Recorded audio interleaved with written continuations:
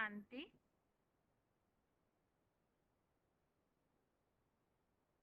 भगवत गीता श्लोक क्लास में आज के श्लोक टेस्ट के लिए श्लोक नंबर है तीसरे अध्याय का 23 से 26वें श्लोक तक, अध्याय 3 का श्लोक नंबर 23 से 26 तक और 9वें अध्याय का 8वां, अध्याय 9 श्लोक नंबर 8। पहला प्रश्न है,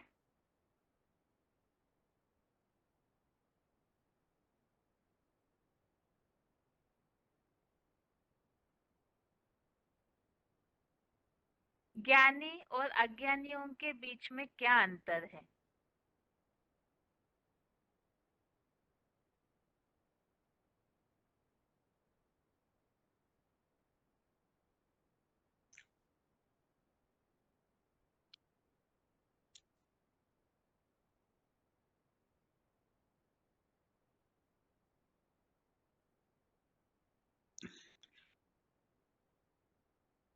ओम शांति।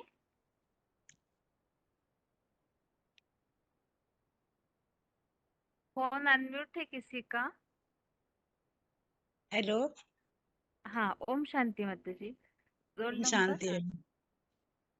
रोल नंबर है 12730। हाँ बहन जी, अज्ञानी लोग जैसे कोई भी कर्म करते तो आसक्त होकर कर्म करते हैं, और जो ज्ञानी है अनासक्त होकर संसार संगठन की इच्छा से कर्म करते हैं। श्लोक बताइए माता जी। ये श्लोक है 3 का 25वां। सक्ता कर्मणि अविद्वांसो यथा कुर्वन्ति भारत, कुर्यान विद्वान तथा असक्ता चिकीर्षु लोक संग्रह। हे विष्णु दत्त, भरतवंशी, अज्ञानी लोग जैसे कर्म में आसक्त हो कर्म करते हैं, वैसे ही ज्ञानी अनासक्त हो संसार संगठन की इच्छा से कर्म करें। और हाँ, दूसरा प्रश्न है माता जी आपके लिए। हाँ जी, भगवान के कर्तव्य बताइए।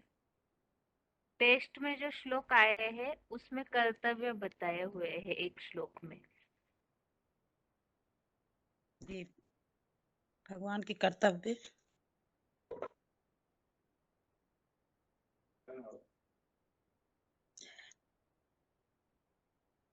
हाँ बहन जी, भगवान आके कर्तव्य करता है।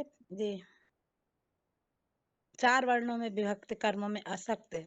अज्ञानियों की बुद्धि में ऊंच नीच का भेद उत्पन्न न करें, अपना अपना सहज कर्म करने दें। और भगवान ने भी एक श्लोक किया है ना, मम वर्तान वर्तन्ते मनुष्य पात सर्वसा। भगवान आके 4 वर्णों की रक्षा करता है, और भगवान कहते हैं मैं कोई भी कर्म करता हूँ तो आलस्यहीन होकर कर्म करता हूँ, जिससे संसार मेरे उसके रास्ते का अनुगमन ना करे। यही है बहन जी। नहीं माता जी। हम्म तो कौन सा है, पढ़ी नहीं। ठीक है माता जी। विश्व नवनिर्माण श्रेष्ठतम संगठन का कार्य भगवान आकर करते हैं, और सुख धाम शांति धाम से लोग नष्ट हो जाएं। और अगर मैं ये कार्य ना करूं तो बाबा कहते वर्ण संकर प्रजा का कर्ता बनूं। इस तरह नौदा ब्राह्मण की नौदी प्रजा का भी मैं विनाशकारी बनूं। ये है 3 का 24वां श्लोक, अध्याय 3। हाँ जी, ठीक है माता जी। आपका प्रश्न हो गया हाँ माता जी जी। ठीक ओम शांति। है। नहीं, पहले गलत बोल दिया था मैंने, मालूम। आगे के लिए प्रश्न है,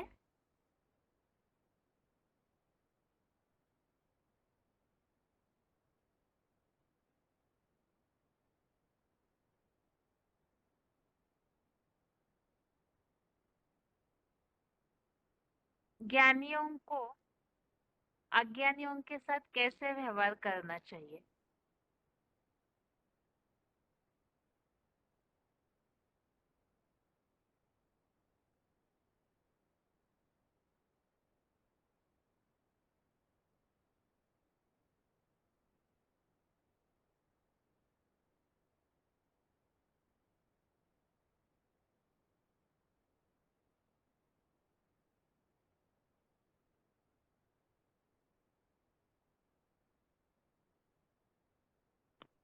हेलो ओम शांति।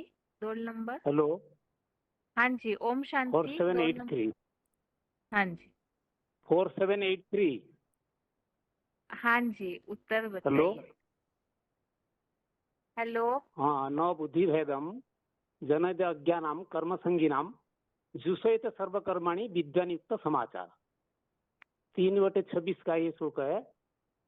इसमें बताया है कि जितना अपने चलन में हम औलिकिकता लाएंगे, लौकिक संबंधियों पर हमारा जो बोलबाला है वो काम नहीं करेगा। जरा भी लौकिकपन अपने अंदर रहेगा तो पिछले जन्म के जो दृष्टिवृत्ति वो खत्म हो जाना चाहिए, नहीं तो उनके ऊपर असर नहीं पड़ेगा। लौकिक परिवार के अलौकिक मैंने बनाया, जरा भी लौकिक सा ना हो। और बहुत सारे इसमें बात रखे हैं, अपने को अवतार समझू, लौकिकपन स्मृति में ना रहे। लौकिक काम बाप के डायरेक्शन पर करेंगे तो वो भी बाप का कार्य है। लौकिक कार्य को अलौकिक काम समझ करके करेंगे तब माने धक्का नहीं खाएंगे, ये बात बताया। और नष्टोमा बनने के लिए अपनी स्मृति स्वरूप को बदलना पड़ेगा। तो ये जो बुद्धि में हम भेद करते हैं संसार कर्मों में आसक्त होकर के अज्ञानी लोगों के साथ, तो ये संशय पैदा कर देता है तो उनके मन में। इसीलिए कोई भी कर्म हम करते हैं तो उसमें विचलित नहीं होना चाहिए, और कर्मयोगी का लगनशील युक्त कर्म होना चाहिए। ऐसे नहीं कि लगन के कर्म करे।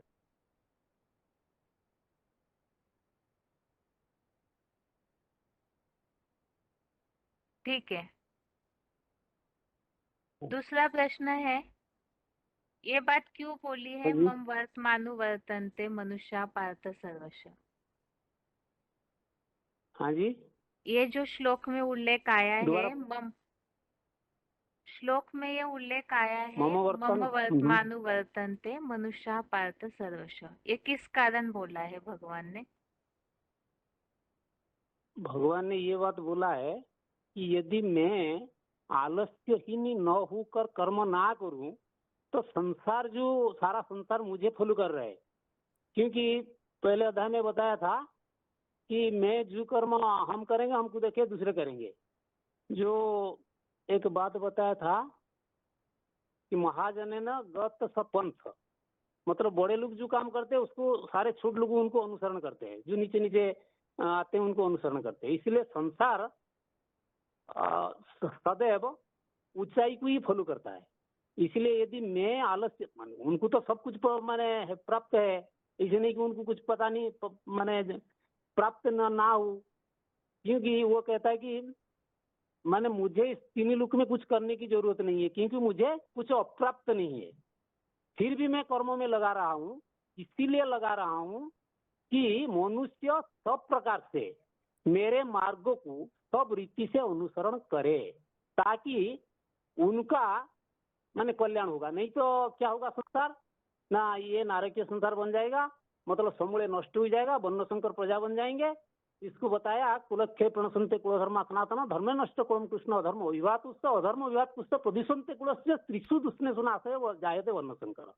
तो वर्ण संकर प्रजा जाएंगे और सनातन धर्म की जो धारणा है वो समूले नष्ट हो जाएगा। इसीलिए वो अतंत्रित होकर के आलस्यहीन होकर के सदैव कर्म में लगा रहते, जिसका असर संसार के ऊपर पड़ेगा। लोग उसको सब प्रकार से सब रीति से उनके मार्ग अनुसरण करने में लग पड़ेंगे। ये बात बताइए। ठीक है, आपका हेलो। प्रश्न हो। हाँ जी, हाँ जी, ठीक है, ठीक है, आपका प्रश्न हो गया। ओम शांति। आगे के लिए प्रश्न है,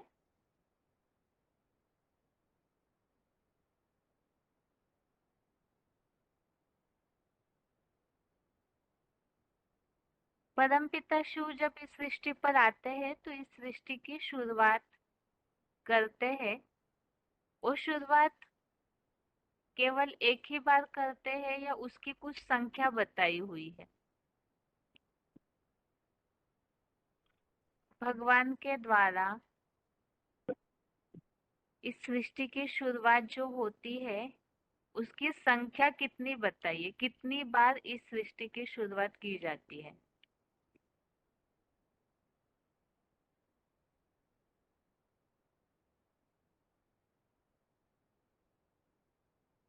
फोन अनम्यूट है किसी का?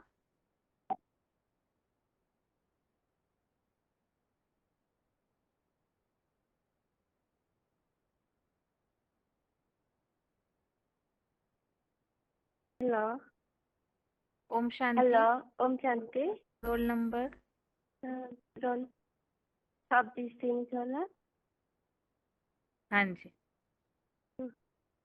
उत्तर है हर कल्प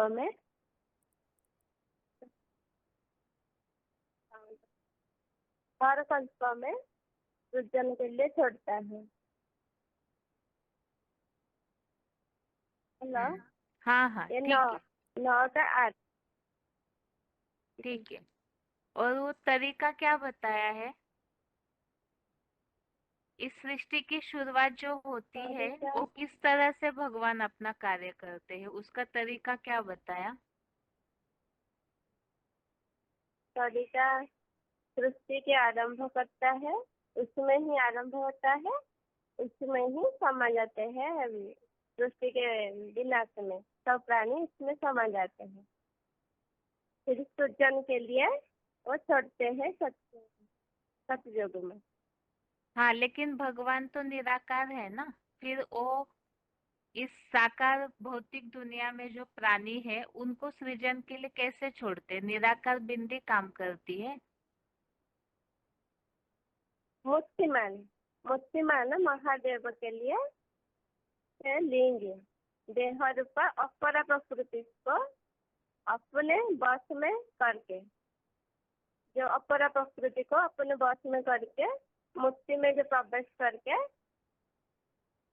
सबको उसमें ही, सबका आकर्षण उसमें ही लास्ट में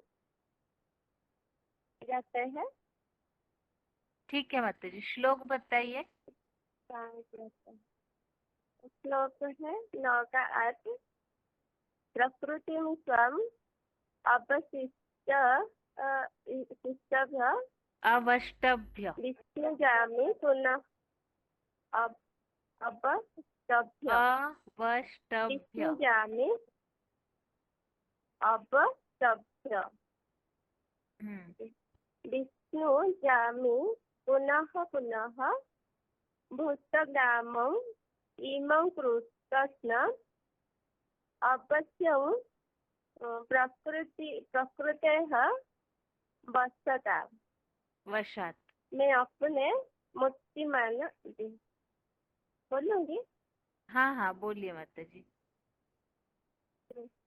मैं अपने मूर्तिमान महादेव के लिंग देह रूप अपर प्रकृति को अपने वश में रख कर इस पतन मुखी प्रकृति की अधीनता से पराधीनी इस संसार के संपूर्ण जड़ चेतन प्राणियों को हर कल्प में परम ब्रह्मा रूप परमाकाश द्वारा सृजनार्थ छोड़ता हूँ। ठीक है माता जी, आपका प्रश्न हो गया। ओम शांति। आगे के लिए प्रश्न है।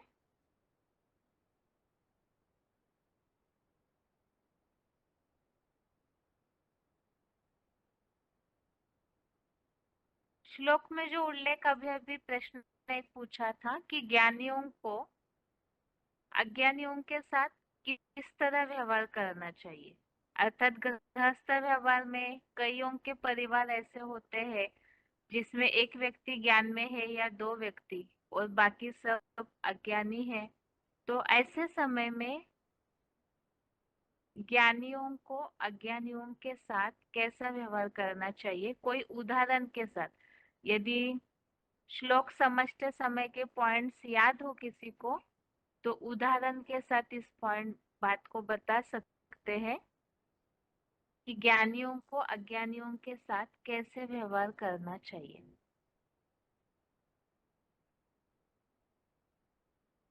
श्लोक के भावार्थ में इसका उल्लेख स्पष्ट है, साथ में ओम उदाहरण शांति। ओम शांति। शांति। हाँ जी, रोल नंबर 17062 17062। हाँ जी। हेलो हाँ हाँ जी। हाँ, बता रहे जैसा है ना, न बुद्धि भेदम, ये श्लोक लागू होता है बहन जी। हाँ जी। हाँ, न बुद्धि भेदम, न बुद्धि भेदम जनयेद अज्ञानम कर्म संगीनाम जोशयेत सर्वकर्माणि विद्वान युक्तः समाचरन्। अभी इसका अर्थ है, मेरे द्वारा चार वर्णों में विभक्त हुए कर्मों में आसक्त अज्ञानियों की बुद्धि में ऊंच नीच का भेद उत्पन्न ना करे, अपना अपना सहज कर्म करने दे। कर्मयोगी विद्वान स्वयं भी सदा कोई भी वर्ण के सब कार्यों को भली भांति करते हुए रुद्र ज्ञान यज्ञ सेवा में लगाए। बहन जी, ये ठीक है? हाँ, इसमें अभी एक बात बताइए, जो प्रश्न पूछा है कि ज्ञानियों को अज्ञानियों के साथ क्या व्यवहार करना चाहिए, श्लोक में इसके लिए क्या वाक्य आया है? हाँ, न बुद्धि भेदम बोल के उसके बाद में ऊंच नीच का अज्ञानाम कर्म संगीनाम, वो अज्ञानियों की बुद्धि में भेद उत्पन्न ना करे, ठीक है, यही था ऊंच बहन नीच जी। का भेद उत्पन्न न करे, इसका मतलब कोई उदाहरण बता सकते हैं आप? हाँ बिल्कुल, याद नहीं आ रहा, फिर भी कोशिश करता हूँ। बताया था वो, आप क्लास बताते वक्त में बताया था, याद नहीं आ रहा, फिर भी बता रहा हूँ मैं, एक मिनट।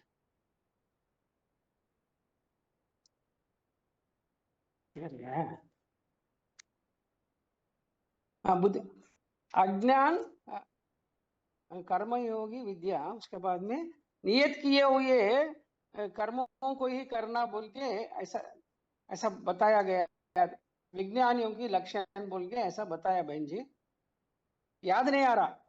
ठीक है, ठीक है, कुछ आपका श्लोक बताऊं प्रश्न क्या? हो गया। नहीं, और एक श्लोक बताना चाह रहे, बताऊं क्या? नहीं, अगली बार जब अनम्यूट होगा तब। एक ही बार श्लोक बता दूंगा, मीनिंग नहीं बताऊंगा। ठीक है, बताइए। अच्छा, बता रहे हैं, एक मिनट।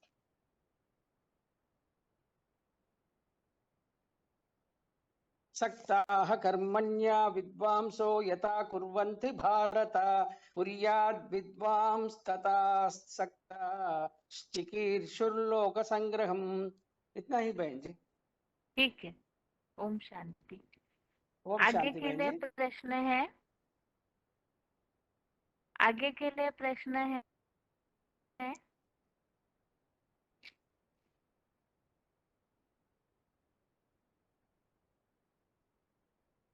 वर्ण संकर प्रजा कैसे निर्माण होती है, इस संबंधित हमने श्लोक देखे हैं। वर्ण संकर प्रजा निर्माण होने का कारण, रेफरेंस श्लोक में जो हमने उल्लेख देखा है उस आधार से बताना है।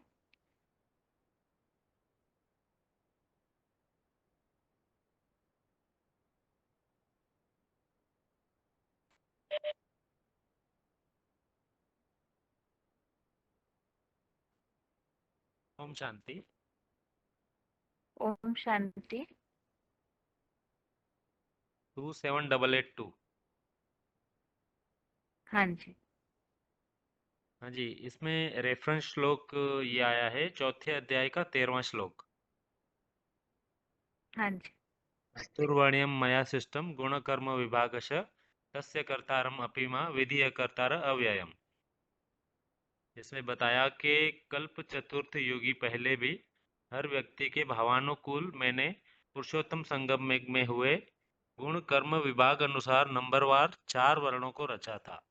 उसका मेरी श्रीमत से ही मेरे समान बने ज्योतिर्लिंग रूप अव्यक्त मूर्ति के कर्ता होने पर भी सदा शिव ज्योति अकर्ता अभोक्ता अजन्म अगर्भ जन्मा अनासक्त एवं निर्विकारी मुझ अक्षर अमोघ वीर्य को मूर्तिमान भोगी आत्मा महादेव शंकर समझ लेते हैं।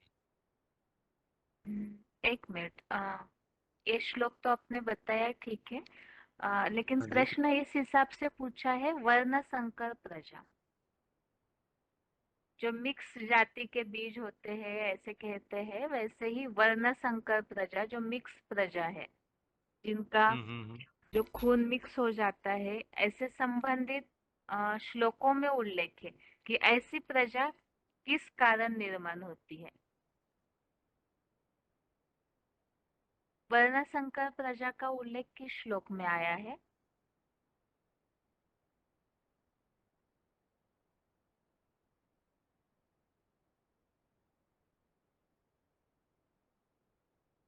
वो तो तीसरे अध्याय के 26वां श्लोक।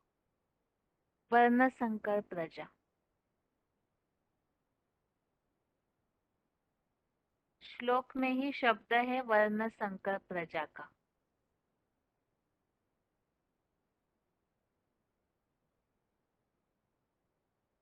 नहीं आ रहा दीदी। ठीक है। ये तीसरे अध्याय का 24वां श्लोक। हाँ जी। हाँ, तो वो ये वर्ण संकर प्रजा किस कारण निर्माण होती है? कारण ये जैसे बताया कि मैं विश्व नवनिर्माणार्थ श्रेष्ठतम संगठन का कार्य न करूं तो ये सुख दुख का शांति नाम के लोक नष्ट हो जाएंगे और मैं वर्णवंशी यादव क्रिश्चियन जैसी वर्ण संकर प्रजा का कर्ता बनूं। ठीक है। इधर एक शब्द थोड़ा सा आपको समझने में गलतफहमी हुई, ऋषि वंशी यादव है। हाँ जी, हाँ जी, ठीक, विष्णुवंशी। श्लोक बताइए। उत्थितेयु इमे लोका न कुर्या कर्म चेत अहम संघकरस्य च कर्ता स्यामुपन्हा इमा प्रजा। ठीक है, आपका प्रश्न हो गया। ओम शांति। आगे के लिए प्रश्न है। इस प्रश्न का उत्तर पूरा नहीं हुआ है। इस श्लोक में तो ये उल्लेख आया है कि भगवान अगर कार्य न करे तो वर्ण संकर प्रजा निर्माण होगी, लेकिन वर्ण संकर प्रजा निर्माण होती कैसे है, इस संबंधित हमने रेफरेंस श्लोक में उल्लेख देखा है, तो वो श्लोक बताने हैं, या तो उसमें जो उल्लेख आया है किस कारण वर्ण संकर प्रजा निर्माण होती है वो कारण बताना है।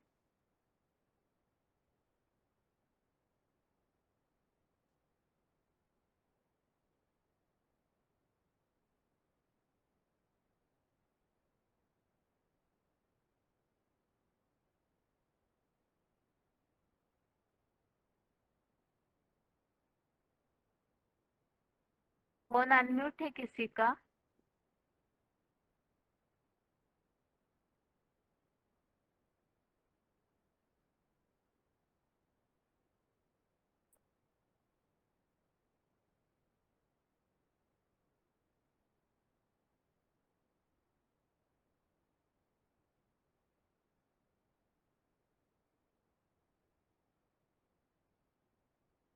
Hello hello. ओम शांति। Roll number? हाँ दीदी। हाँ 9572। हेलो। ठीक है माता जी। हाँ जी, उत्तर बताइए माता जी। हाँ इसका उत्तर है अध्याय 1 का 40 और 41 में है। 40वां बताती हूँ। कुलक्षये प्रणश्यन्ति कुलधर्माः सनातनाः धर्मे नष्टे कुलं कृत्स्नम् अधर्मः अभिभवति उत। भारतीय कुल नाश होने पर परंपरागत सनातन कुल की समूची अव्यभिचारी धारणाएं नष्ट हो जाती है। धर्म नाश होने पर मुस्लिम ईसाई आदि विपरीत धर्म भी समस्त कुल को अत्यधिक हमले करते हुए और व्यभिचार दोष से दबा लेते हैं। मुरली पॉइंट बताओ दीदी। हेलो। हाँ बताइए। हेलो दीदी। हाँ जी बताइए। आदि सनातन देवी आदि सनातन देवी देवता धर्म वायसलेस था, वह विशेष बन पड़ा है। हमने पावन दुनिया स्थापन की, फिर पावन से पतित शूद्र बन पड़ते हैं, पतित बन जाते हैं विकार में जाने से। मुरली तारीख है 4/9/68 पृष्ठ 2 आदि। और अगला भी है दीदी 41वां भी। हम्म अधर्माभिभवात् कृष्ण प्रदुष्यन्ति कुलस्त्रियः स्त्रीषु दुष्टासु वार्ष्णेय जायते वर्ण संकरः। हे विकारी हिंसक असुरों को खींचने वाले बाबा इस्लामी क्रिश्चियन आदि अधर्मों के फैलने से कुल की सती साध्वी क्रिया दैहिक संग का रंग लगने कारण महाव्यभिचार से प्रदूषित हो जाती है। भारतीय स्त्रियों के दूषित होने पर लॉन्डन के दिखावटी ज्ञान बरसात करता हे वासने धर्म भ्रष्ट वंशी यूरोपवासी यादवों की पैदाइश से व्यभिचारी प्रजा उत्पन्न होती रहती है। उसके आगे भी है पॉइंट दीदी, बहुत है। माता जी अभी ये दोनों श्लोकों का सार बताइए कि इसमें क्या बात बताई है जो वर्ण संकर प्रजा उत्पन्न होती है। वर्ण संकर प्रजा अर्थात क्या क्या बताया है, सार बताइए, दोबारा अर्थ नहीं पढ़िए। माना जो कि अविचार की जो धारणाएं उत्पन्न होती है ना, तो उस अविचारी धारणा नष्ट हो जाती है, तो उसके कारण धर्मों का नाश होता है। इसीलिए मुस्लिम ईसाई आदि विपरीत धर्म ये समस्त कुल है ना, तो उनके हमले हो जाते हैं, तो इससे व्यभिचार दबा लेता है। और हिंसक विकारी असुरों को जो खींचने वाले हैं अधर्म है, वो सती साध्वी जो स्त्रियां है उनके संग के कारण महाव्यभिचार बढ़ जाता है। और भारतीय जो स्त्रियां है वो दूषित होने से जो वार्ष्णीय जो की संतान है उनकी पैदाइश होती है और व्यभिचार उत्पन्न हो जाता है। थोड़ा सा यहाँ माता जी आप अर्थ एकाग्र होके फिर से पढ़िएगा। आप सारा अच्छे से बताए हैं। यहाँ बस जहाँ भगवान के नाम है ना, आपने उसको भी मैटर में ले लिया। यहाँ जो ये शब्द है हे विकारी हिंसक असुरों को खींचने वाले बाबा, तो ये तो भगवान के लिए नाम दिया हुआ है। और दूसरा है वार्ष्णेय, तो ये भी भगवान के लिए दिया हुआ नाम है। तो ये मैटर में नहीं, यहाँ तो खास बात यही है व्यभिचार के कारण वर्ण संकर प्रजा निर्माण होती है। ठीक है माता जी, आपका प्रश्न हो गया है ना, तो इसीलिए थोड़ा सा ये हुआ, गड़बड़ हो गया बताने में। हाँ नहीं कोई बात नहीं, वो इसलिए बताया ताकि बुद्धि में फिर गलत बात बैठ जाती है ना, इसलिए। ठीक है, हाँ बरोबर, हाँ ठीक है। ठीक है माता जी, ओम शांति। हाँ आगे के लिए प्रश्न है।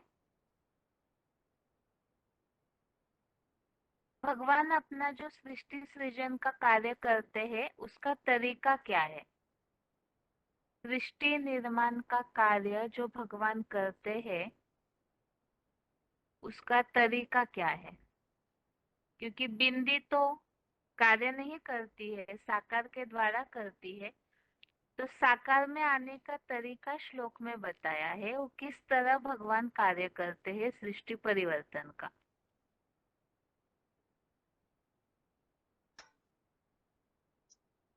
हेलो ओम शांति।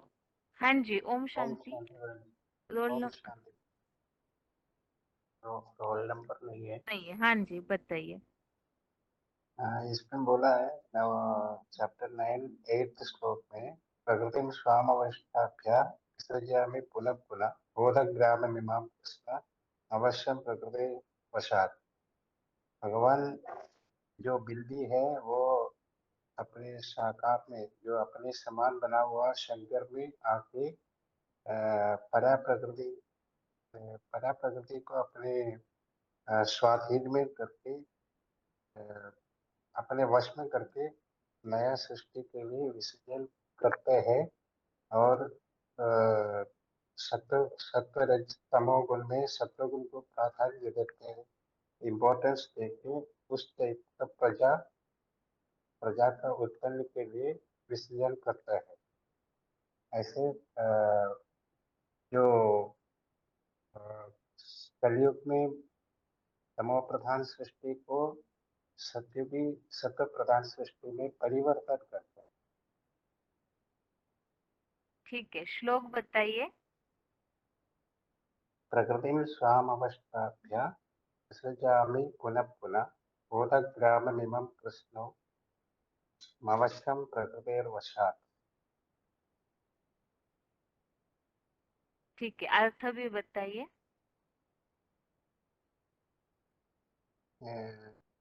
मैं मूर्तिमत महादेव लिंग अथवा देहरूप आपदा प्रकृति को अपने वश में करके पतनोन्मुख प्रकृति को अपने आप ही में से पराधीन इस संसार के संपूर्ण जड़ चेतन प्राणी मात्र हर कल्प में परब्रह्म रूप परमाकाश जैसे सृष्टि के लिए सृजन के लिए छोड़ता हूँ। ठीक है, आपका प्रश्न हो गया। ओम शांति। ओम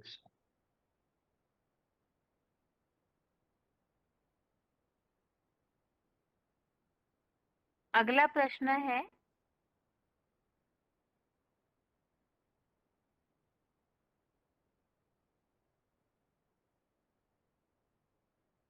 भगवान इस सृष्टि पर आते हैं तो विशेष किस कार्य के लिए आते हैं? भगवान के कार्य का उल्लेख जिस श्लोक में आया है तो शब्दांकन बताइए कि भावार्थ में उससे क्या बताया है और श्लोक में उस कार्य के लिए क्या बताया है।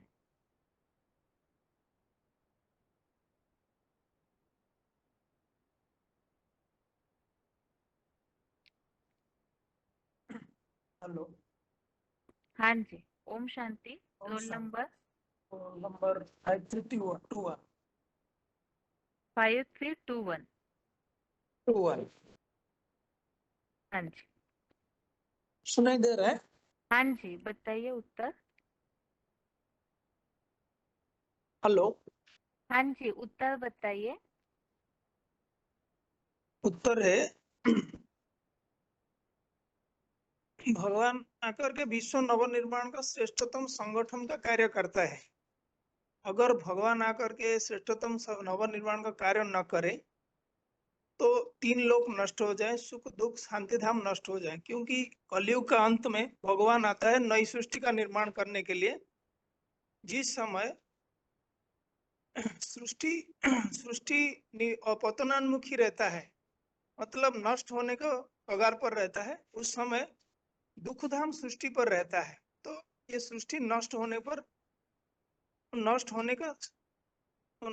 को और जाता रहता है। उस समय भगवान क्या करते हैं ना, अव्यभिचारी वृत्ति का पाठ पढ़ाते हैं। और अव्यभिचारी वृत्ति में माताएं कन्या आगे जाते हैं तो उनको उनका आधार लेकर के नई सृष्टि का निर्माण का कार्य करते हैं, जिस आधार से सुखधाम और शांतिधाम दोनों का निर्माण होता है। और ये अगर वो न करें तो सृष्टि में जो वर्ण संकर के प्रजा पैदा होती रहती है, इस्लामी क्रिश्चियनों का संघ के आधार पर वो बढ़ता रहता है।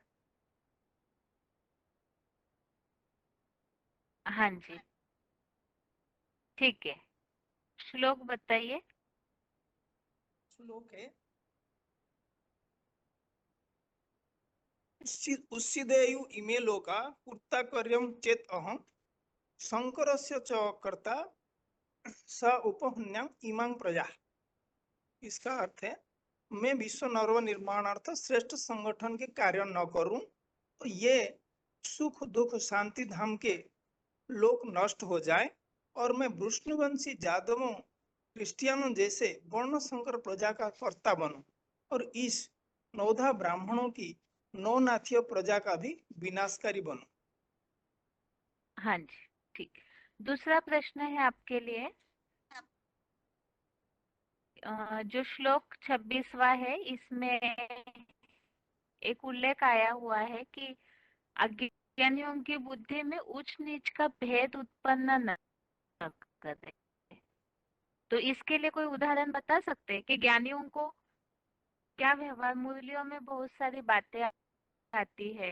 अज्ञानियों के साथ कैसा व्यवहार होना चाहिए ज्ञानियों का, कोई एक उदाहरण बता सकते हैं?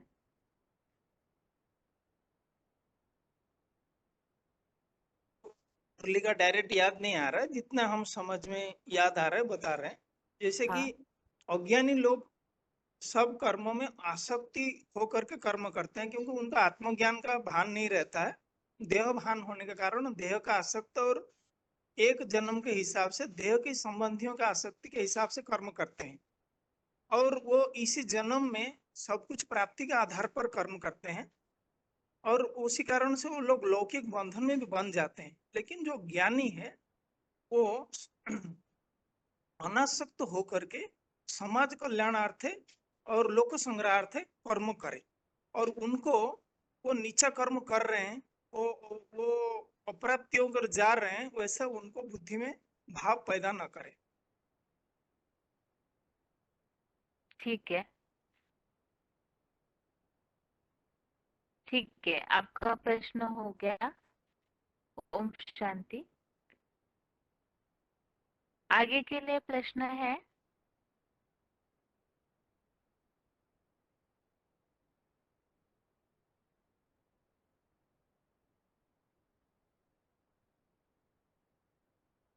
आज के टेस्ट में जो श्लोक है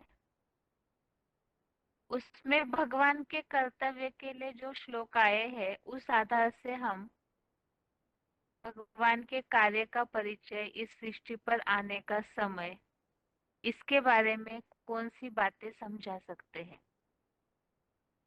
हेलो। हाँ हेलो। जी। ओम ओम शांति। शांति। ओम शांति। Roll number. 21973 रोल नंबर है। हाँ जी। हाँ, 2610 में बाबा ने बताया जो मनुष्य सृष्टि का बीज है, मूर्तिमान शंकर कहा जाता है, वो भी बाप समान निराकारी, निर्विकारी और निरोकारी कल्याणकारी बन जाते हैं।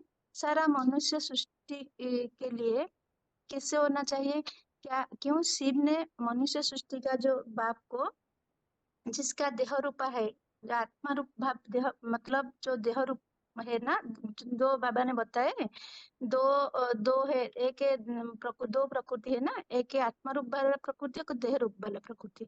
वो उसमें बताए, इसमें वो देह रूप वाला ना चैतन्य रूप, और अ, जो उस जड़ रूप का अपना कंट्रोल में, जो देह रूप को होता है ना, जो आत्मा है उनको छोड़ देता है स्वतंत्र, लेकिन जो देह रूप वाला जड़ रूप वाला है उनको अपना कंट्रोल में ले लेता है, रथ को, उस रथ को, और आप समान बना देता है। आप समान बनाया मतलब बाप समान, तो उसका घर बन जाता है। मतलब शंकर वाली आत्मा जो शिव समान बन जाता है, उसका वो शरीर रूप में 5 तत्वों का जो ब्रह्मलोक बन जाता है, जैसे शांति धाम बन जाता है, जिसके शरण में जो भी आता है 5 तत्वों का जो उनका शरीर है, वो सब शांति का स्वरूप बन जाते हैं। वो इसमें गीता में आया है, जो परम ब्रह्म है, परम ब्रह्म लोग, उसमें शरण लेने वाले सब शांति अनुभव करते हैं।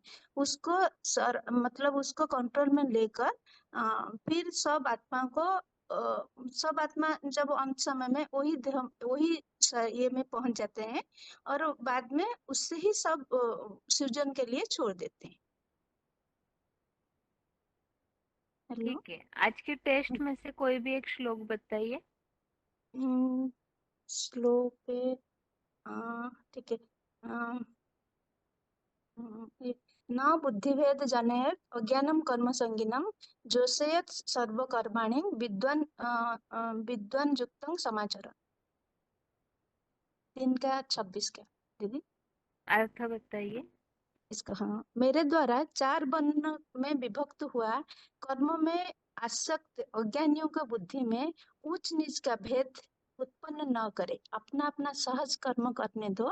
कर्मयोगी विद्वान स्वयं भी सदा कोई भी वर्ण के सब कर्मों में कर्मों को भली भांति करते हुए रुद्र ज्ञान यज्ञ सेवा में लगाए। ठीक है माता जी, ओम आपका प्रश्न हो गया। ओम शांति। शांति। आगे के लिए प्रश्न है। भगवान यदि इस सृष्टि पर कार्य न करे तो उससे क्या क्या नुकसान होगा?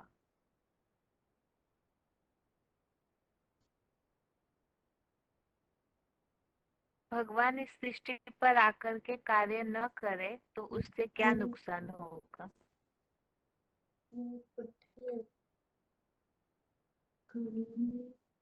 फोन अनम्यूट है। ओम शांति। हाँ, ओम शांति माता जी। Roll number 23386। हाँ जी। भगवान अगर इस सृष्टि पर आकर के कार्य नहीं करेंगे तो ये जो सुखधाम और शांति धाम जो है ये लोग जो है वो नष्ट हो जाएगा और वृष्णिवंशी यादव और क्रिश्चियन जैसी वर्ण संकर प्रजा का बढ़ोतरी होगा। वो प्रजा ही माने वृष्णिवंशी माने ये क्रिश्चियन और यादव प्रजा बन जाएंगे सारे। और नौधा ब्राह्मण जो थे वो नौधा ब्राह्मण की प्रजा जो है वो विनाश हो जाएंगे। ठीक है। इसके अलावा भगवान अगर आकर के कार्य नहीं करेंगे तो संसार में जो लोग हैं वो भी आलस्य हो जाएंगे और भगवान का सब प्रकार से माने सारा संसार अनुसरण करता है। ठीक है माता जी।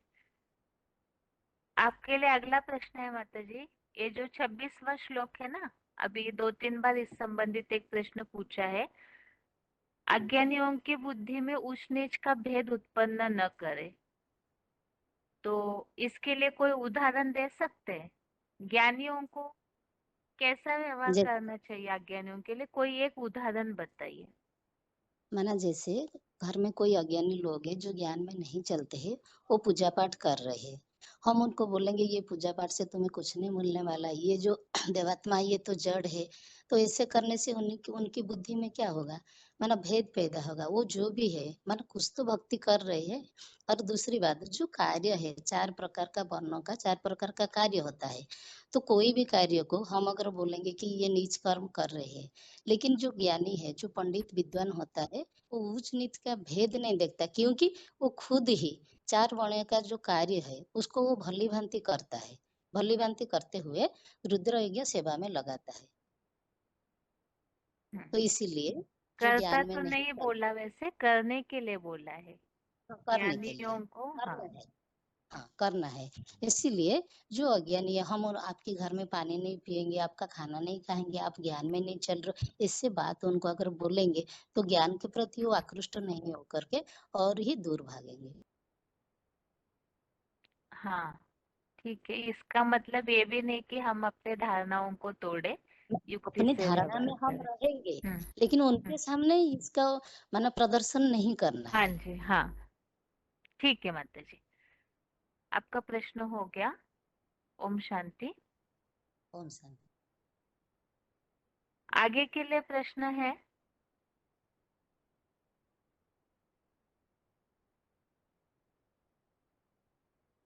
ये प्रश्न पूछा था कि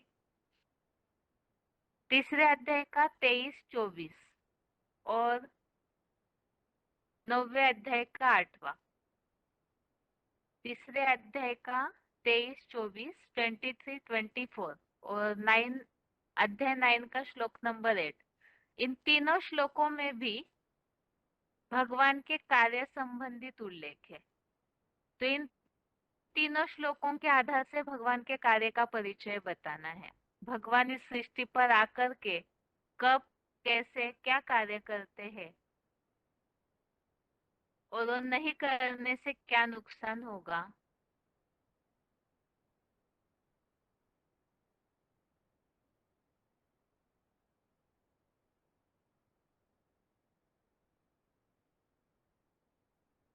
ओम शांति दीदी।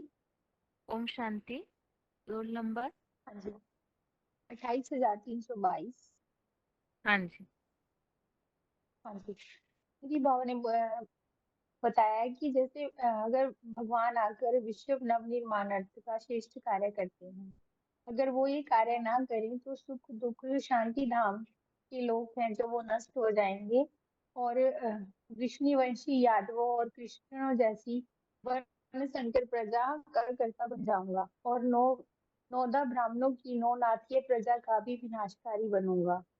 तो लेकिन भगवान को तो कोई भी चीज के लिए कोई भी चीज अप्राप्त नहीं है, लेकिन फिर भी वो कर्मों में लगे रहते हैं ताकि लोग उनके मार्ग का अनुसरण करें। वो मतलब आलसी होकर अपने काम ना छोड़ दें। और दीदी 9वें के 8वें के अध्याय में बताया है बाबा ने कि मैं अपनी जो जड़त्वमयी प्रकृति है, अपना प्रकृति को वश में करके इस संसार का उत्पत्ति भी करता हूँ और उसको विनाश भी करता हूँ, मतलब सृजन के लिए छोड़ता हूँ। उसी से सब प्राणी पैदा भी होते हैं और उसी में ही लीन भी होते हैं। ठीक है माता जी, यहाँ खास जो 9वें अध्याय के 8वें श्लोक में भगवान के इस साकार सृष्टि पर आते हैं, साकार का लेते हैं, कैसे लेते खास बताइए। प्रवेश करते हैं ना वो, तो किस तरह से उस शब्द के द्वारा करते हैं? कोई बात है इसमें? मैं अपने मूर्तिमंत इसे महादेव के लिंग संबंधित हम्म, हाँ आपका माता जी आवाज क्लियर बताइए नहीं आप। आया मुझे। दीदी आपका आवाज हाँ, क्लियर नहीं आया, मुझे क्वेश्चन समझ में नहीं आया। प्रश्न ये पूछा, आप अभी सही बता रहे थे। वैसे इसी संबंधित एक रेफरेंस श्लोक भी नीचे हमने देखा था कि खास किस तरीके से भगवान उस साकार को साकार तन का आधार लेते हैं, वो तरीका क्या बताया है? हाँ जी दीदी, उसकी अपना प्रकृति को वश में करके। हाँ जी, तो इसी संबंधित और कोई श्लोक में उल्लेख है प्रकृति हाँ जी को दीदी। वश में करने संबंधित? हाँ जी दीदी, चौथे अध्याय का 6वां श्लोक, तीसरे अध्याय का 27वां बताया आपने, 8वें का 19वां। सारे श्लोक एक ही मैटर के लिए बताए हैं? नहीं मतलब पॉइंट के हिसाब से है दीदी, हाँ, मतलब यहाँ चार यहाँ अध्याय वो का उल्लेख 6वां। बताइए माता जी, यहाँ वो उल्लेख बताइएगा जो प्रकृति को अपने वश में कर। हाँ, तो इस संबंधित हमने दूसरा श्लोक देखा है, उसमें जो वाक्य आया हुआ वो वाक्य बताइए। हाँ जी दीदी, प्रकृति अधिष्ठाय वाला, हाँ प्रकृति जी, स्वाम अधिष्ठाय संभवामि आत्म माया, ये 4 अध्याय का 6वां श्लोक है। मतलब मैं अपनी दैहिक अर्जुन आदम के कर रथ रूपी दैहिक इंद्रियों की प्रकृति को अधीन करके प्रबलतम आत्म शक्ति से गीता के 11वें अध्याय 54 श्लोक में प्रविष्टों के अनुसार ही जन्म लेता हूँ। बिल्कुल ठीक है माता जी, ठीक है। आपका प्रश्न हो गया माता जी। ओम शांति। अच्छा। आगे के लिए प्रश्न है?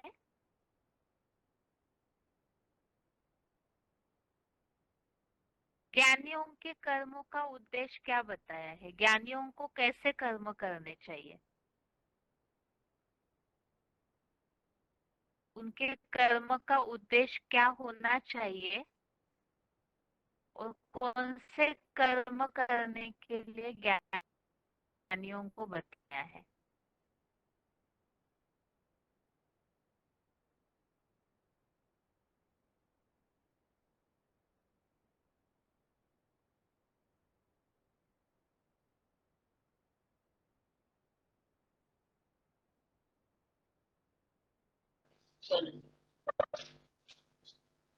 फोन अनम्यूट है किसी का?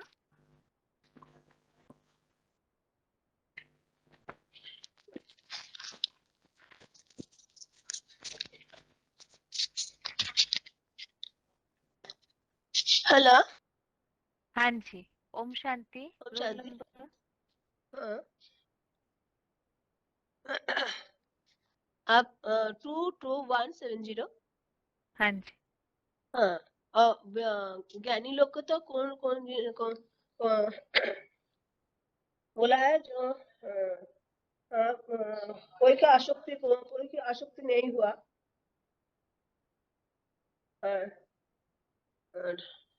सुख शांति में देना है वो और वो तो 24, 25, 26 के बोला है।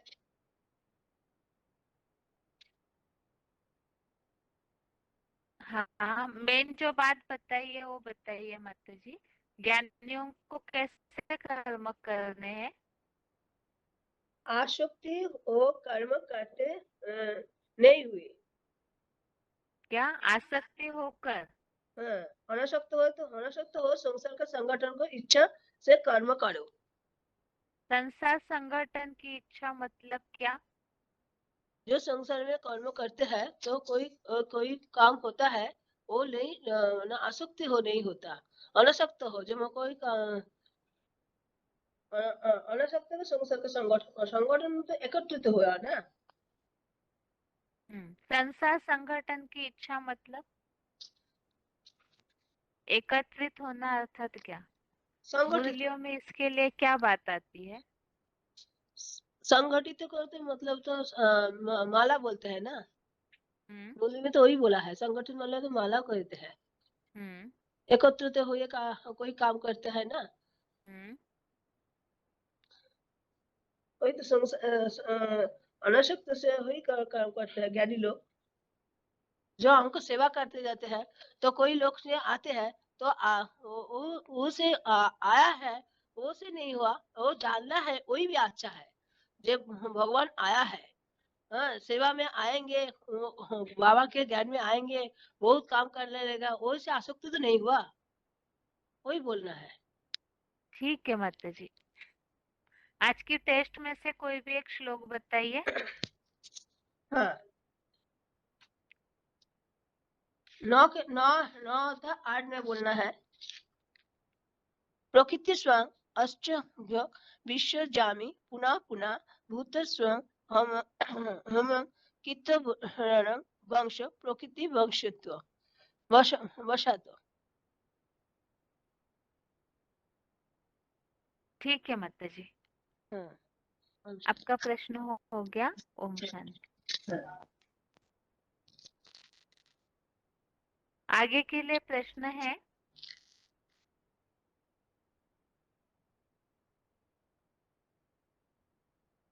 श्लोक में हमने एक पॉइंट सुना है, प्राणियों को हर कल्प में, जो जड़ चेतन प्राणी है उस सबको हर कल्प में सृजनार्थ छोड़ता हूँ।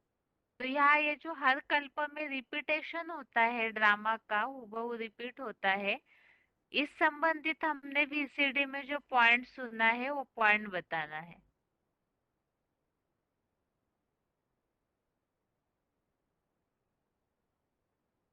ड्रामा का जो हूबहू रिपीटेशन होता है हर कल्प में छोड़ा जाता है सृजन के लिए, तो इस संबंधित हमने जो पॉइंट सुना है वो पॉइंट बताना है।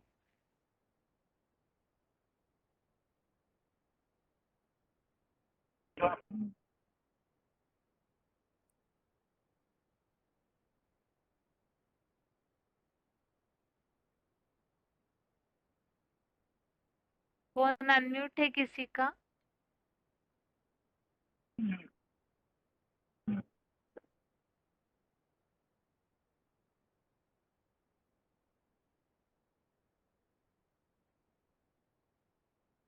फोन अनम्यूट है किसी का?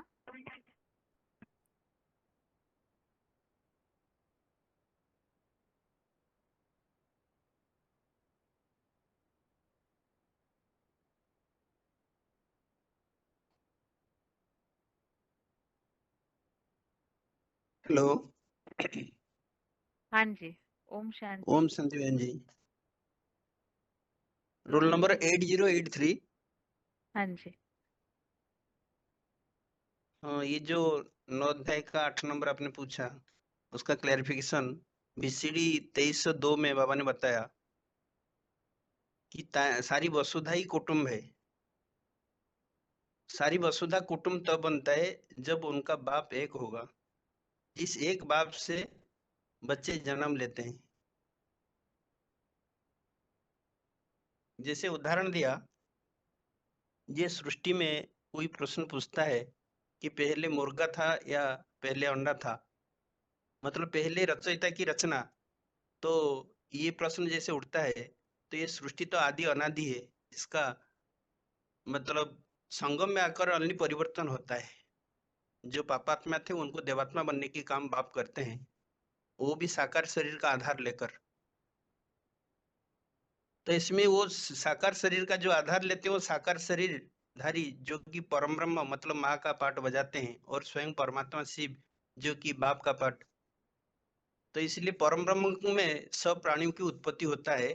जैसे माँ से बच्चे जन्म लेते हैं, ऐसे ही वो परमात्मा जो परमपिता शिव परम ब्रह्म के द्वारा सृष्टि को संग का रंग लगाकर उनका परिवर्तन करता है।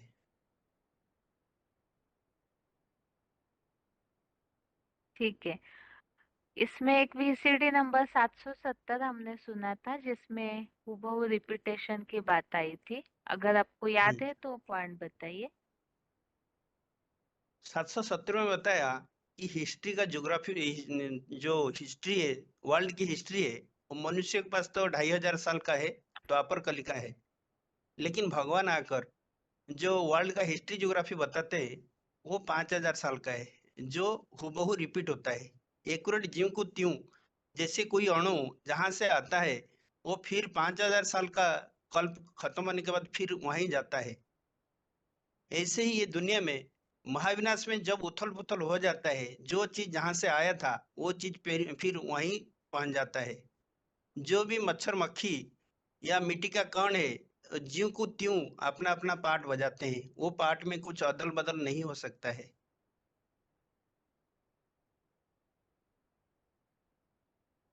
ठीक है, आपका प्रश्न और हो गया। और ओम आप जो शांति। हाँ वर्णों जी। का बात पूछ रहे थे कि हाँ ज्ञानी जी। को कैसे कर्म करना चाहिए, उसका उदाहरण के साथ पूछ रहे थे। हाँ बताइए।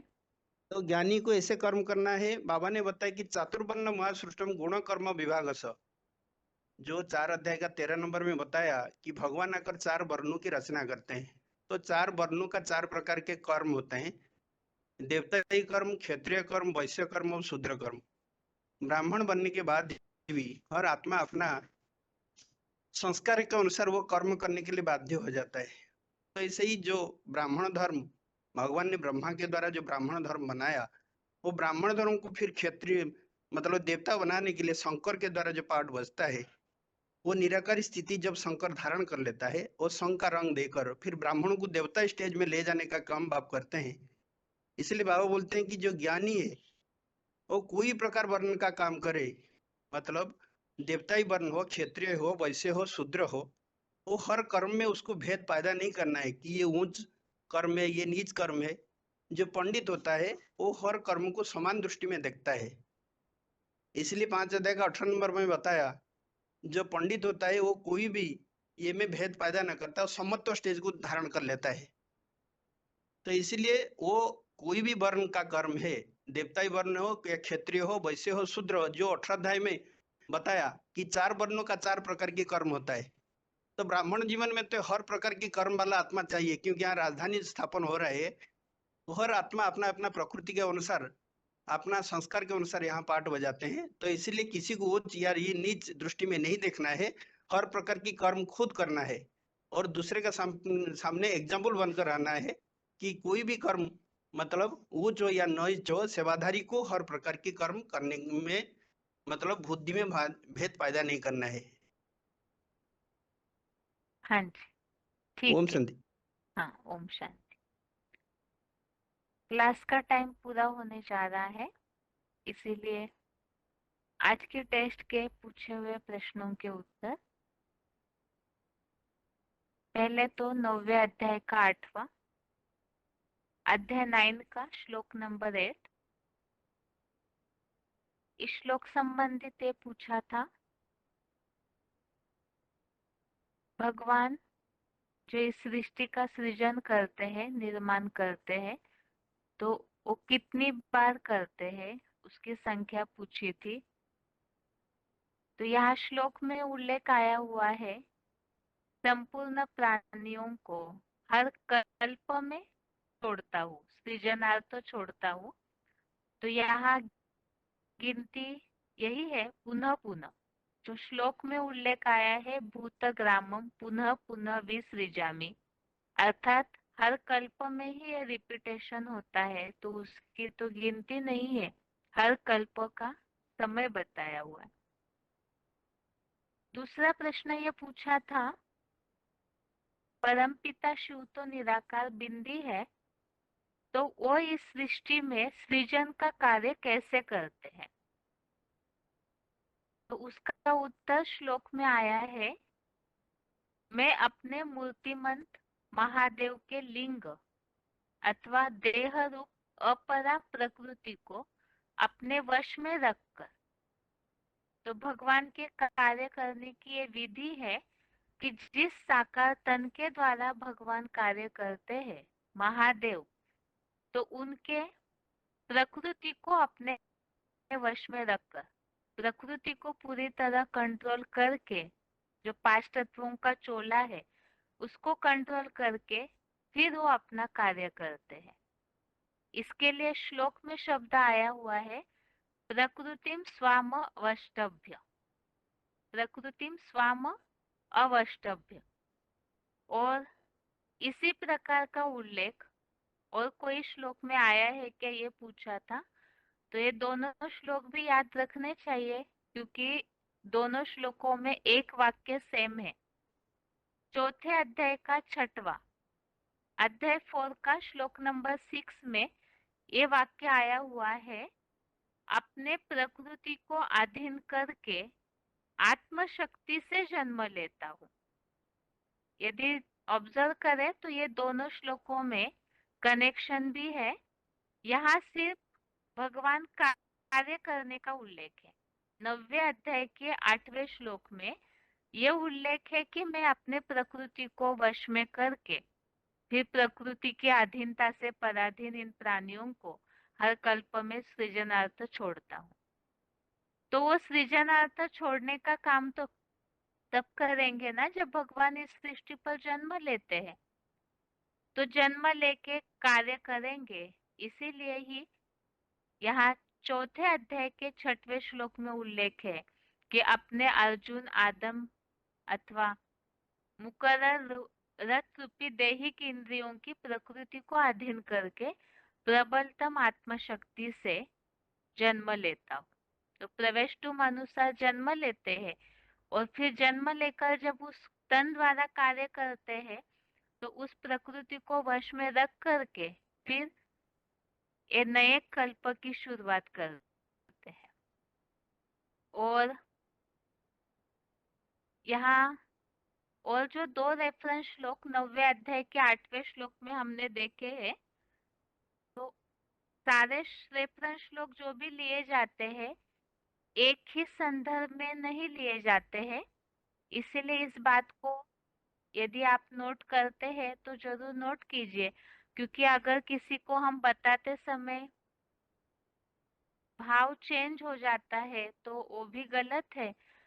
यहाँ पर जो 3रे अध्याय का 27वां श्लोक, अध्याय 3 का श्लोक नंबर 27 जो रेफरेंस में लिया है, उसमें जो वाक्य है, सब कार्य सब प्रकार से प्रकृति के गुणों द्वारा किए जा रहे हैं, परंतु अहंकार से विशेषता मूड बना पुरुष मैं करने वाला हूँ ऐसा मानता है। इस श्लोक में भाव ये आया है कि सारे कार्य जो मनुष्य करते हैं प्रकृति के गुणों के द्वारा, इसके आगे के श्लोक में उल्लेख है गुण आपस में गुणों में वर्तन कर रहे हैं, ऐसा समझ लो। तो ये प्रकृति के गुणों के द्वारा ही कार्य किए जाते हैं।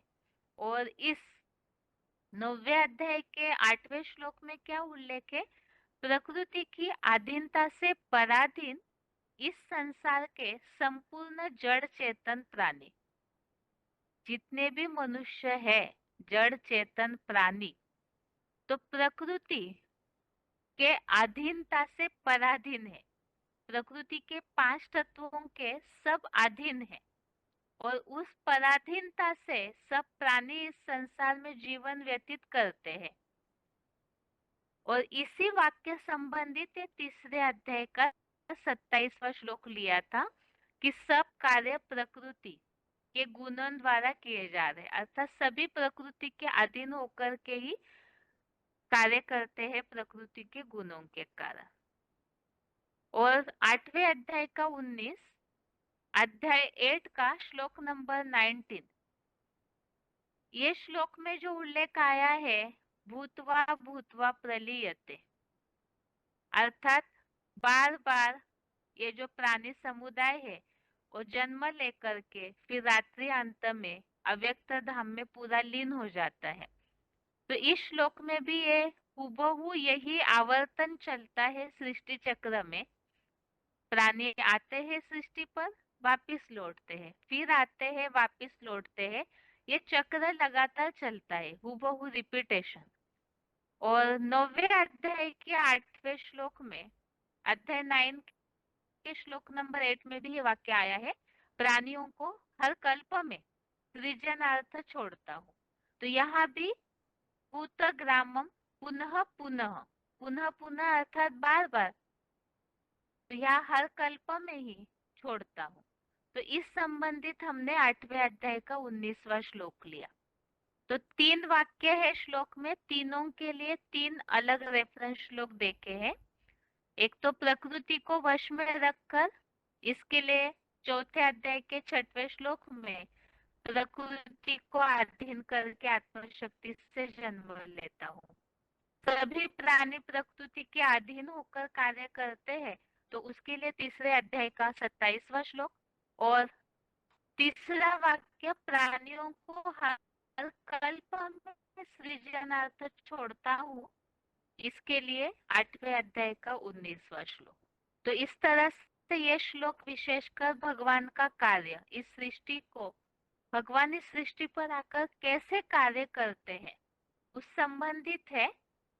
और इस 4थे अध्याय के 6वें श्लोक को तो ध्यान रखना चाहिए, ये खास श्लोक है अजन्मा के लिए, क्योंकि इसमें स्पष्ट उल्लेख है कि अजन्मा होते हुए भी मैं प्रकृति को अधीन करके आत्मशक्ति से इस सृष्टि पर जन्म लेता हूँ। और 9वें अध्याय का 8वां श्लोक है, प्रकृतिम स्वामवष्टभ्य विसृजामि पुनः पुनः भूतग्रामम इमं कृत्स्नम अवशम प्रकृते है वशात।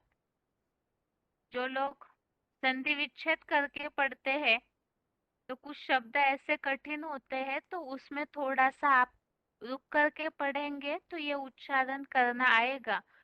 क्योंकि अगर ऐसे भक्ति मार्ग में ये बात मानी जाती है कि गीता के श्लोकों में उच्चारण में गलती नहीं होनी चाहिए, भक्ति मार्ग वाले तो इस बात को बहुत महत्व देते हैं, इसीलिए उच्चारण बार बार सुनते रहेंगे तो प्रैक्टिस हो जाएगी। आगे है 3रे अध्याय का 23वां अध्याय 3 का श्लोक नंबर 23। इसमें पहला प्रश्न ये पूछा है, हम वर्तमानु वर्तन्ते मनुष्यः पार्थ सर्वशः, ये वाक्य भगवान ने क्यों बोला है? तो इस वाक्य का भावार्थ ये है, यदि भगवान कार्य न करे तो फिर लोग सब प्रकार से मेरा ही मार्ग पकड़ेंगे। तो लोग सब प्रकार से भगवान का मार्ग क्यों पकड़ेंगे? तो इसके लिए बताया कि यदि कदाचित मैं कर्मों में आलस्यहीन होकर या लगन पूर्वक न लगा रहूं, तो भगवान यदि कर्म न करे तो सभी लोग उनको फॉलो करेंगे। क्योंकि इस श्लोक में ऊपर से लिंक चली आ रही है, जो इसके पहले के श्लोक में उल्लेख आया था। भगवान ने बोला हुआ है कि मुझे तो इस सृष्टि पर कुछ भी पाने के लिए बाकी नहीं है, कुछ भी पाने योग्य नहीं है, तो भी मैं कर्मों में लगा हुआ हूँ। इसीलिए क्योंकि बड़ों के कर्मों को सब फॉलो करते हैं, तो इसीलिए भगवान ही अगर आलस करे, लगन पूर्वक कर्म न करे, तो सभी उनको ही फॉलो करेंगे, क्योंकि बड़ों के कर्मों को सब फॉलो करते। इसीलिए भगवान इस सृष्टि पर आकर के कार्य करते हैं। तो क्या कार्य करते हैं उसके लिए ही ये बात बताई हुई है। यहाँ खास बात तीसरे अध्याय का 23वां श्लोक। बहुतों को ये बुद्धि में रहता है, सेवा के हिसाब से जनरल प्रश्न ये है कि भगवान को इस सृष्टि पर आने की और कार्य करने की क्या आवश्यकता है। वो तो ऊपर से ही काम कर सकते हैं, या तो जैसे साक्षात्कार, प्रेरणा वगैरह की बहुत सी बातें लोगों के मन में होती है, तो उस संबंधित ये श्लोक समझाया जा सकता है कि ये तो बोला हुआ है कि मैं आलस्यहीन होकर कर्म न करूं, तो ये सब बातें तो इस सृष्टि पर ही आती है। ऊपर बैठ कर के आलस्य वगैरह की तो बात होगी ही नहीं। इस सृष्टि पर ही आलस, उमंग, लगन ये सब बातें होती है। तो इसीलिए भगवान को भी इस सृष्टि पर आकर के ही कार्य करना है, ये बात इसमें स्पष्ट है। और श्लोक है ये 23वां। यदि हयम न वर्तेयम जातु कर्मण्य तन्वितः मम वर्तमानु वर्तन्ते मनुष्य पार्थ सर्वशः। आगे है 24वां श्लोक। इस श्लोक में पहले तो ये पूछा था वर्ण संकर प्रजा कैसे निर्माण होती है। वर्ण संकर प्रजा का इस श्लोक नंबर 24 में उल्लेख आया है। ऋषिवंशी यादव और क्रिश्चियन जैसी वर्ण संकर प्रजा का कर्ता बनो। तो यहाँ यादव और क्रिश्चियनों जैसी मतलब विदेशी विधर्मी क्वालिटी के कारण वर्ण संकर प्रजा निर्माण होती है। ये इस श्लोक के वाक्यांशों से स्पष्ट होता है। और इसे समझने के लिए ही जो हमने 40 और 41 पहले अध्याय का श्लोक नंबर 40-41 देखा है, जिसमें ये वर्ण संकर प्रजा किस तरह निर्माण होती है उसका उल्लेख है। जो श्लोक में उल्लेख है 41 नंबर के, श्रीसु दुष्टाशु वाष्णेय जायते वर्ण संकर। तो यहाँ वर्ण संकर प्रजा की उत्पत्ति का उल्लेख आया हुआ है। वो क्यों? तो इसी संबंधित 40वें श्लोक में उल्लेख है कि सनातन कुल की जो धारणाएं है, अगर वो धारणाएं या उस कुल का नाश हो जाएगा तो फिर उसकी धारणाएं नष्ट होने के कारण जो विधर्मी है वो सनातन धर्म को पूरी तरह से दबा देते हैं व्यभिचार से। और ऐसे व्यभिचार से जब सनातन धर्म की जो भी धारणाएं है उसको दबाने के कारण अधर्म फैलने लगता है। अब अधर्म फैलना उसका सबसे पहला प्रभाव स्त्रियों पर होता है, क्योंकि सनातन धर्म में स्त्री जाति की पवित्रता को महत्व दिया जाता है। तो उसका प्रभाव सनातन धर्म की स्त्रियों पर जब होता है वो प्रदूषित हो जाती है। तो वो प्रदूषण के कारण खून मिक्स हो जाता है, जिससे मुरलियों में बाबा ने बोला है। तो ऐसे मिक्सचरिटी के कारण व्यभिचारी प्रजा उत्पन्न होती है। तो ये व्यभिचारी प्रजा अर्थात जो क्लैरिफिकेशन वाले अर्थ में उल्लेख है धर्म भ्रष्ट वंशी यूरोपवासी यादवों की पैदाइश से व्यभिचारी प्रजा उत्पन्न होती है। तो सनातन धर्म और विदेशी धर्म इनका जब मिक्सचरिटी हो जाए तो वर्ण संकर प्रजा निर्माण हो। अब इसका भगवान के कार्य से क्या संबंध है? वर्ण संकर प्रजा और भगवान के कार्य का संबंध इस 24वें श्लोक में बताया हुआ है। इसमें यह पूछा था प्रश्न कि भगवान इस सृष्टि पर खास किस उद्देश्य से आते हैं। तो ये भी भगवान के कर्तव्य के संबंधित ही श्लोक है। मैं विश्व नवनिर्माणार्थ श्रेष्ठ संगठन का कार्य न करूं। अगर न करे तो मतलब भगवान इस सृष्टि पर आते हैं विश्व नवनिर्माण का संगठन बनाने के लिए।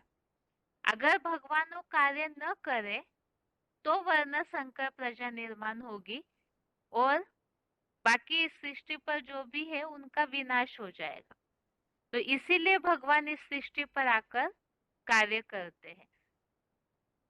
दूसरा प्रश्न ये पूछा था भगवान यदि कार्य न करे तो उससे क्या नुकसान होगा?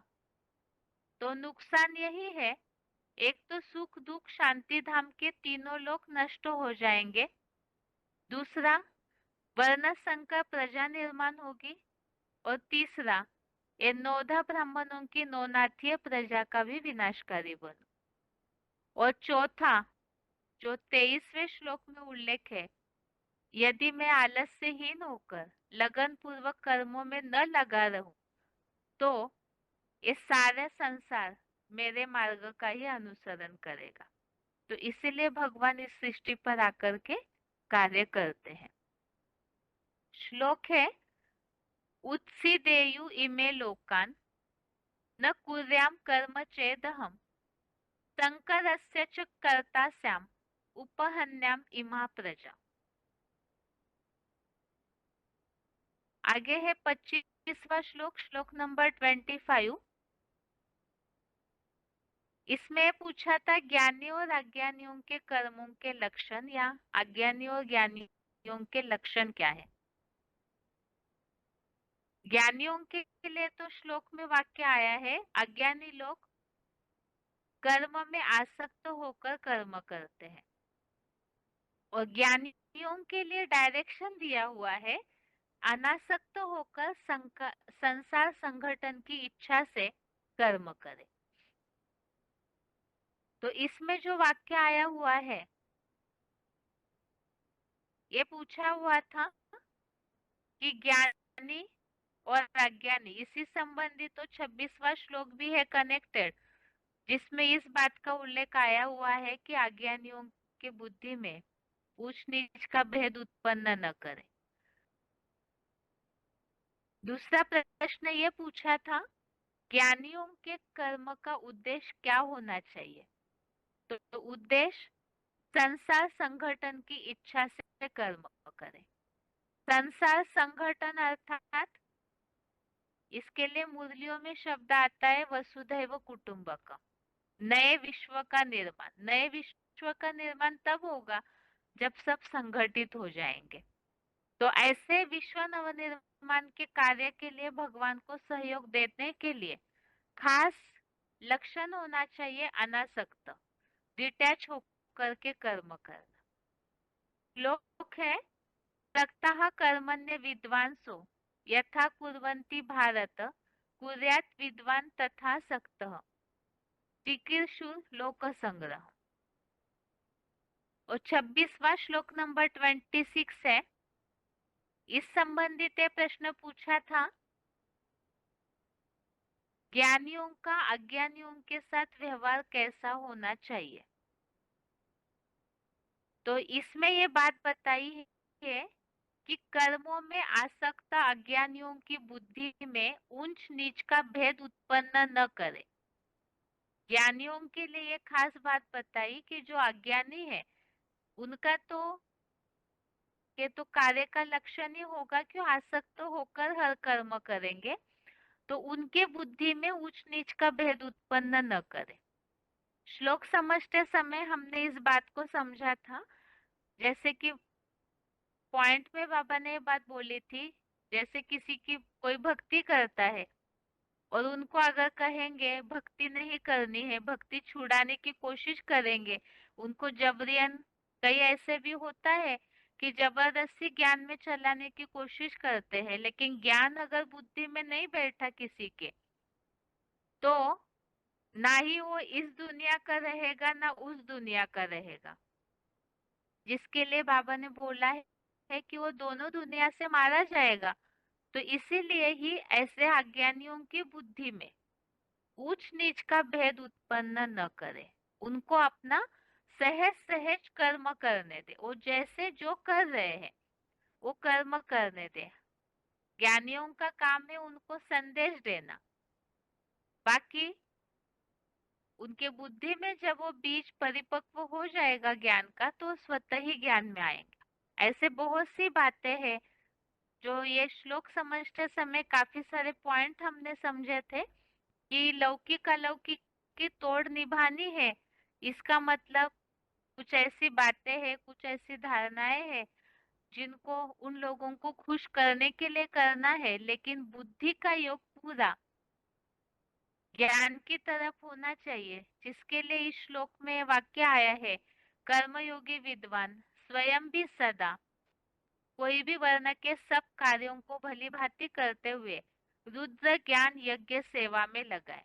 तो ज्ञानियों का उद्देश्य तो रुद्र ज्ञान यज्ञ की सेवा ही होना चाहिए। बाकी औरों के बुद्धि में उच्च नीच का भेद उत्पन्न न करे। और इसी के लिए जो हमने श्लोक देखे थे, एक तो तीसरे अध्याय का 29 और 33 नंबर के श्लोक में जो उल्लेख आया हुआ है कि वो जो मंद बुद्धि वाले या आधे कच्चे लोग हैं, उनके बुद्धि में उनको संपूर्ण ज्ञानी ब्रह्मावत्स विचलित न करे, क्योंकि वो तो प्रकृति के गुणों से अधीन होकर के कर्म करते हैं, तो उनको विचलित न करे। क्योंकि जो सदृशम चेष्टते स्वस्या ये श्लोक है 33वां, उसमें बात बोली है कि जब ज्ञानी ही अपने स्वभाव के कारण परवश होकर कर्म करता है, तो फिर औरों को कैसे रोक सकते हैं? किसी को भी उनके जो भी कर्म है प्रकृति के गुणों से अधीन होकर करते हैं, तो उसमें उनको हिलाना नहीं है, सजेशन देना, राय देना अलग, लेकिन डिस्टर्ब नहीं करना है, उच्च नीच का भेद उत्पन्न न करे। श्लोक है ये, न बुद्धि भेदम जनयत अज्ञानम कर्म संगीनाम जोशयत सर्व कर्माणि विद्वान युक्तः समाचरन्। इस तरह से ये आज के श्लोक टेस्ट के प्रश्नों के उत्तर हो गए। इसके साथ ही आज के लिए गीता क्लास यहाँ तक ही। ओम शांति।